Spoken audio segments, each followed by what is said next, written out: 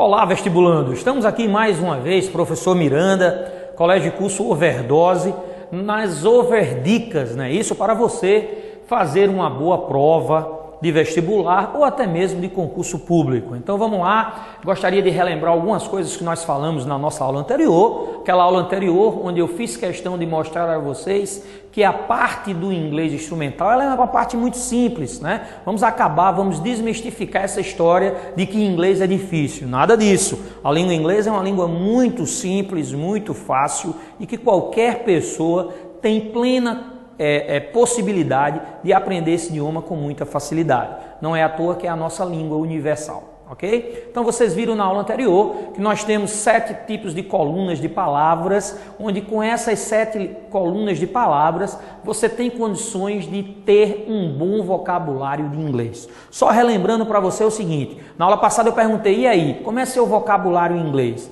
Você tem noção de inglês? Você conhece 1000, 2000 palavras em inglês? E geralmente quando eu faço essa pergunta em sala de aula, a resposta do aluno é não, professor, não. Eu não conheço isso tudo em inglês, eu devo conhecer 100, 200 palavras no máximo. E é aí que eu entro, não senhor, de jeito nenhum. Você está completamente equivocado. Nenhum aluno, ele conhece menos do que 2.500, 3.000 palavras em inglês. Só que graças a Deus vocês não são loucos, não são doidos e nunca pararam para contar quantas palavras vocês conhecem. Mas aí, naquela aula passada, que você pode acessar no nosso site, você vai ver como realmente você conhece essas palavras, não é isso?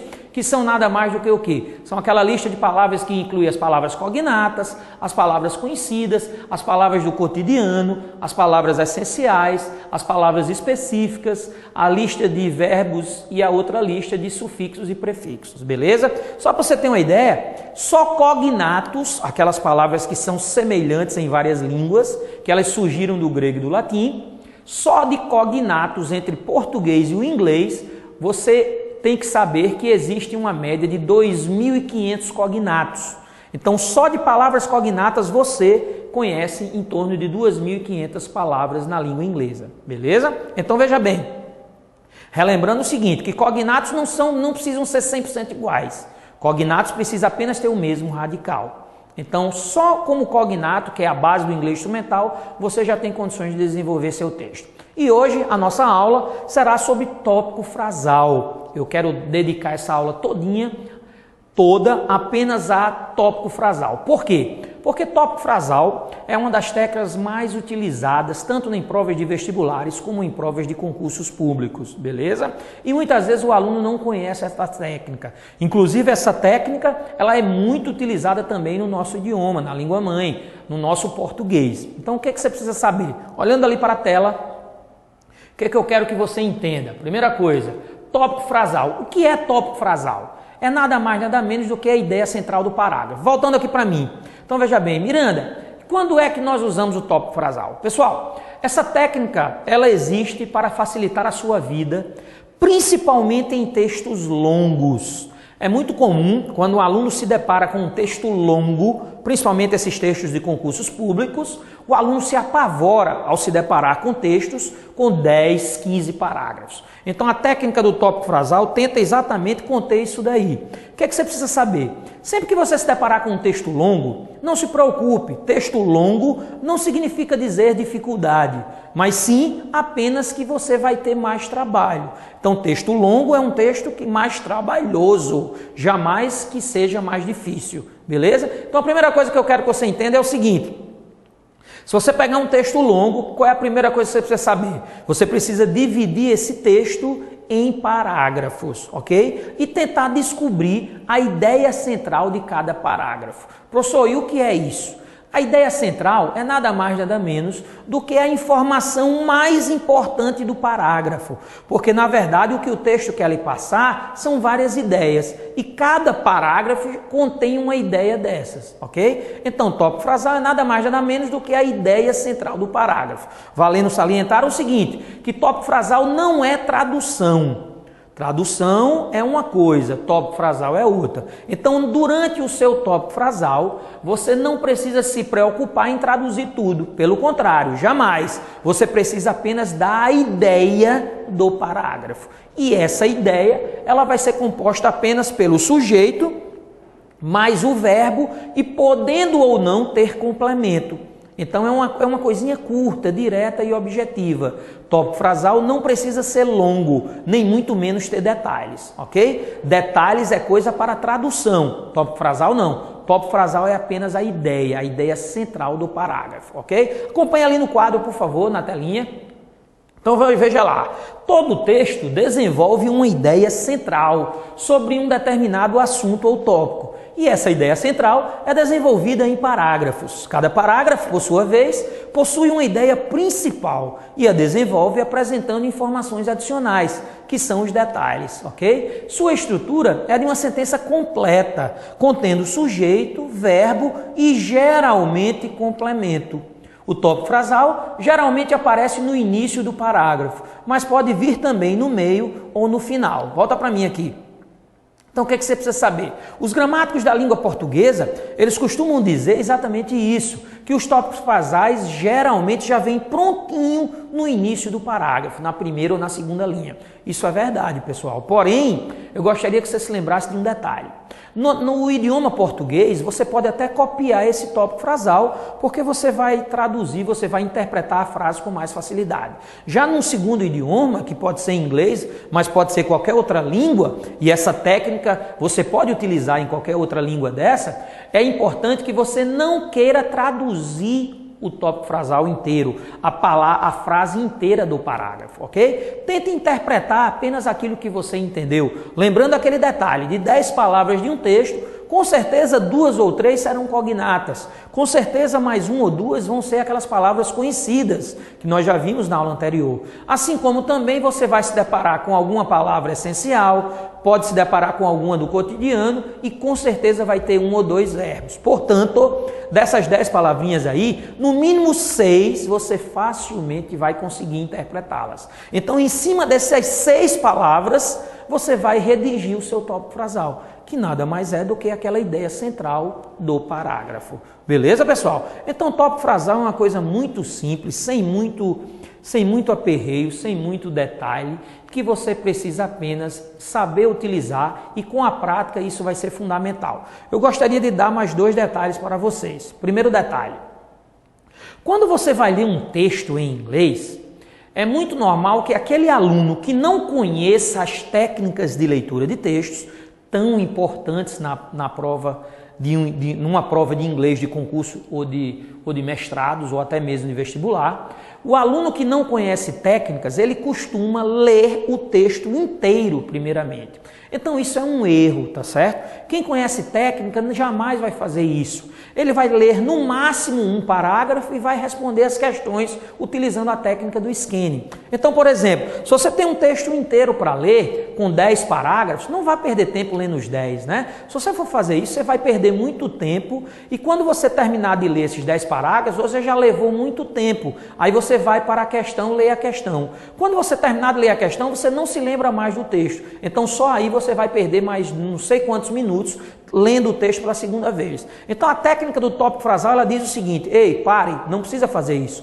Vamos dividir esse texto em parágrafos. Na hora que você divide esse texto em parágrafos, na verdade, você agora vai se deparar com 10 textos pequenos e a gente vai tentar interpretar cada texto pequenininho. É muito mais fácil você entender um parágrafo do texto do que entender 10 parágrafos de uma só vez, não é verdade? Então, quando você for interpretar cada parágrafo desse texto, nele você vai analisar o quê? As outras técnicas, como por exemplo o skimming, né? Você vai analisar as palavras cognatas, você vai analisar as palavras conhecidas, você vai analisar as palavras-chave e vai tentar interpretar esse parágrafo. Então, tópico frasal é isso, pessoal, é nada mais, nada menos do que você dividir seu texto em parágrafos e tentar descobrir a ideia principal de cada parágrafo. Por quê, professor? Veja bem, se você é o elaborador de uma prova, o seu interesse é que você faça com que o aluno entenda o texto por completo.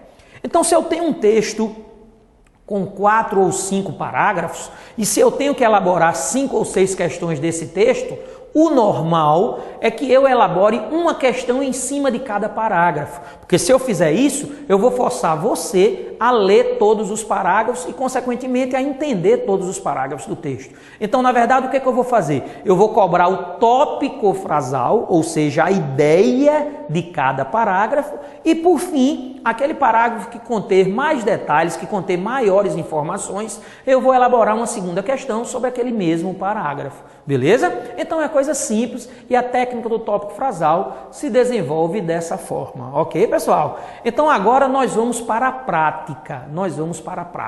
Eu vou mostrar para vocês agora um textinho que foi de uma prova do vestibular, do Enem de 2011, e que eu quero trabalhar com vocês. Professor, e qual é a diferença entre o Enem e as provas de universidades federais? Galera, o inglês é o mesmo, a cobrança é a mesma, a única diferença, assim, dentre as... Não vou dizer a única, mas dentre algumas diferenças eu vou dizer para você a principal delas, que é o quê? Que é o tamanho dos textos, ok? As provas do Enem, elas cobram textos curtos, textos pequenos, e a sua principal característica, ela cobra uma única questão por texto. Portanto, são textos pequenos, geralmente textos com 1 ou 2 parágrafos. Então, veja bem, se você vai trabalhar um textinho pequeno, provavelmente, se é apenas uma única questão, essa questão vai ser em cima de quê? Muito bem, vai ser exatamente sobre isso. Vai ser em cima da ideia central do parágrafo. Então, quando a gente fala em Enem, você tem que realmente entender que tópico frasal e marcas tipográficas são as duas principais técnicas de leitura de texto. E nas provas de vestibulares, assim como nos concursos públicos, também a técnica do tópico frasal é muito cobrada. Beleza, pessoal? Então, agora olha ali na tela, vamos acompanhar aí esse primeiro textinho aí, tá certo? Eu dividi o texto, nessa primeira parte o texto está completo, com 2 alternativas e no segundo slide mais 3 alternativas para que vocês realmente possam visualizar o texto por completo. Então, primeiramente, o que é que eu quero mostrar para vocês? Veja bem, está ali a primeira parte das perguntas, ok? E está ali a segunda parte. Primeiramente, olhando para mim, sempre que você se deparar com um texto, pessoal, eu costumo orientar meu aluno a saber seguir as regras de um texto. Tá certo? Veja bem, primeira coisa que eu oriento um aluno meu é quando ele se deparar com um texto, é que ele leia primeiramente o título do texto. Lembrando a você que o título nada mais é do que um resumo do próprio texto. Portanto, é de suma importância a compreensão desse título. Porém, nem sempre os textos apresentam títulos, como esse daí, por exemplo, não é isso? Mas se tiver, dê ênfase nele. Segundo passo a analisar é analisar as marcas tipográficas. Professor, e o que são marcas tipográficas? Ora, veja bem, marcas tipográficas ou typography, como nós chamamos no idioma inglês, são todas aquelas informações que lhe é passada sem precisar estar escrito, ok? Ou seja, são nada mais nada menos do que o quê? Do que gráficos, figuras, símbolos, números, um negrito, um itálico. Então, qualquer coisa dessa que lhe passar alguma informação, nós chamamos de marcas tipográficas, beleza? Então analise as marcas tipográficas porque elas existem exatamente para lhe ajudar. Elas não estão ali apenas para enfeitar o texto, mas sobretudo para lhe dar informações do texto, ok? Terceiro passo a seguir, depois de analisar o título e as marcas tipográficas, é sem dúvida nenhuma fazer um scanning. O que é um scanning? É ir direto para as questões,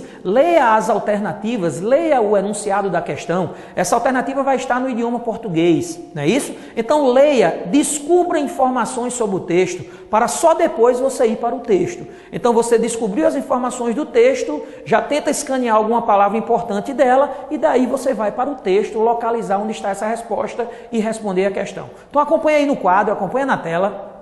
Vamos ler aí, já que não tem nem marca tipográfica, nem título, vamos ler apenas o enunciado da questão, que diz o seguinte: em relação às pesquisas, a utilização da expressão University Graduates evidencia a intenção de informar que. Então, nesse texto aí, nesse enunciado aí, eu já gostaria que você escaneasse o quê? As duas palavras cognatas, university e também a palavra cognata graduates. Aonde estiver essas palavras no texto, provavelmente a resposta vai estar nela. Então, vamos ler as alternativas. Letra A. As doenças do coração atacam 10 mil pacientes. B de bola. As doenças do coração ocorrem na faixa dos 16 anos. Letra C. As pesquisas sobre doenças são divulgadas no meio acadêmico. D de dado. Jovens americanos são alertados do risco dos riscos de doenças do coração. E a letra E, maior nível de estudo reduz riscos de ataques do coração. Então veja bem, agora a gente já leu as alternativas e já teve uma noção do que se trata o texto antes mesmo de ler o texto, não é isso? Voltando para mim aqui. Então veja como é importante o scanning. Na verdade, você já colheu informações do texto antes mesmo de ler o texto. Como? Através do enunciado da questão e das alternativas. Então, voltando ali para a tela agora, o que eu quero mostrar para vocês? Eu quero mostrar para vocês que existem aquelas palavrinhas que eu citei para vocês, que são as palavras cognatas, não é isso? E que todo texto tem, no mínimo, 20% de cognatos. Então, se aproxime aí da televisão ou do computador e veja aí, ó, que você aí no texto, você está se deparando com as palavras cognatas. Tudo que tiver em azul aí são nada mais, nada menos do que palavras cognatas. Então, elas representam no mínimo 20% de um texto. Depois disso, eu vou mostrar para vocês a lista das palavras essenciais. Aquelas palavras que elas são as que mais se repetem nos textos. Que se você desejar essa listinha, é só mandar um Twitter para mim, que eu respondo para você, lhe oferecendo gratuitamente essa lista de palavras. Essa lista representa em torno de 15% das palavras de um texto, ok? E depois aí agora eu vou colocar de verde as palavras, os verbos, que eles representam uma média de 10% dentro de um texto, ok? Vamos agora juntar essas palavrinhas, então olha aí, ó, cognatos, mais essenciais em vermelho, mais verbinhos. Então, se você analisar essas três colunas, volta para mim aqui, ó. Se você analisar essas três colunas, elas somente as três, pode até esquecer as outras quatro, mas das 7, se você analisar pelo menos essas três colunas, você já vai ter na sua mão 60% de um texto, pessoal. Então, em cima dessas três, você vai conseguir interpretar qualquer texto. Voltando ali para o vídeo, não é isso? Então, olha ali, ó. Cognatos, essenciais e verbos. Vamos tentar responder agora as questões? Vamos lá, primeira questão. Em relação às pesquisas, a utilização da expressão University Graduates evidencia a intenção de informar que, primeira letra A, as doenças do coração atacam 10 mil pacientes. Então veja bem, primeira coisa que eu quero que você escaneie é a palavra 10 mil. Se você for no texto, você vai ver a marca tipográfica, não é isso? O numeral 10 mil. Então de cara, ó, você já descobriu onde está a resposta dessa letra A. Vamos ler a frase, né? Será que dá para entender? An American study that involved 10,000 patients from around the world has found that people who leave the school before the age... Não precisa nem interpretar tudo. Vamos ler praticamente só os cognatos e as conhecidas, né? Então, um estudo americano que envolve 10 mil pacientes, etc, etc. Então, vamos lá. As doenças do coração atacam 10 mil pacientes? Não. Foi falado no texto que é um estudo que abrange 10 mil pacientes. Letra B de bola. As doenças do coração ocorrem na faixa dos 16 anos. Ora, se você escanear o numeral 16 anos, a marca tipográfica 16 anos, você já localizou aí na penúltima linha, não é isso? Então vamos ler aí agora essa frase. Ela diz, before the age of 16 are 5 times more likely to suffer a heart attack. Não é isso? Então veja bem, está querendo dizer o que aí, ó? Que antes da idade dos 16 anos, né, as pessoas com idade de 16 anos, menos de 16 anos, antes de 16 anos, elas têm 5 vezes mais o quê? More likely, a palavra likely é uma palavra essencial, estão mais propensas, prováveis a sofrer de ataque cardíaco. Então na letra B diz, as doenças do coração ocorrem na faixa de 16 anos? Não é isso? Elas estão apenas mais propensas. Vamos para a letra C. As pesquisas sobre doenças são divulgadas no meio acadêmico. Se você analisar ali a palavra pesquisas, você está vendo ali na terceira linha que a palavra study equivale exatamente a isso, a pesquisas, beleza?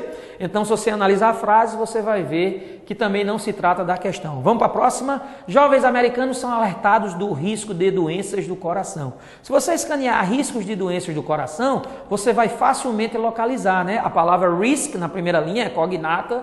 Dying, um verbo bem fácil, né? Aí você vai dizer, professor, e por que está com ing? Porque está após a preposição of. Existe uma regra em inglês que diz que sempre após uma preposição, nós temos que colocar o ing nesse verbo. Porém, ele não será gerúndio, ele será infinitivo, certo? Então, o risco de morrer de uma doença de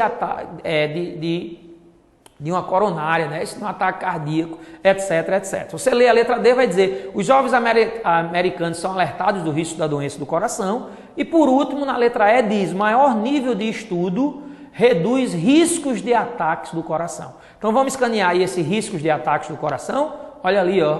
Vamos ler a frase. Going to university seems to reduce the risk of dying from coronary heart disease. Então veja bem, olha para mim. Esse going to university, esse going não é gerúndio, não é indo. Esse going é o verbo ir no infinitivo. Por quê? Porque existe uma regra gramatical que diz que sempre que um verbo inicia uma oração, ele tem que estar com ing. Então voltando ali para a tela, vamos ler. Ir para a universidade seems, parece, o resto é tudo cognato. Reduzir o risco de ter um ataque cardíaco. Então, se você pegar ali a resposta, vai ter lá o quê? Maior nível de estudo reduz risco de ataques do coração. Ora, quem vai para a universidade, consequentemente, vai reduzir os níveis de ataques do coração. Beleza, pessoal? Então, olhando ali para mim, voltando aqui para mim. Então, pessoal, veja que tópico frasal é isso, tá certo? Você analisa aí, respondeu a questão, não é nada de difícil, você só precisa se lembrar do quê? Que tópico frasal é nada mais, nada menos do que a ideia central do parágrafo, ok, pessoal? Então, lembrando que geralmente a maioria das questões são respondidas em cima dos tópicos frasais, beleza?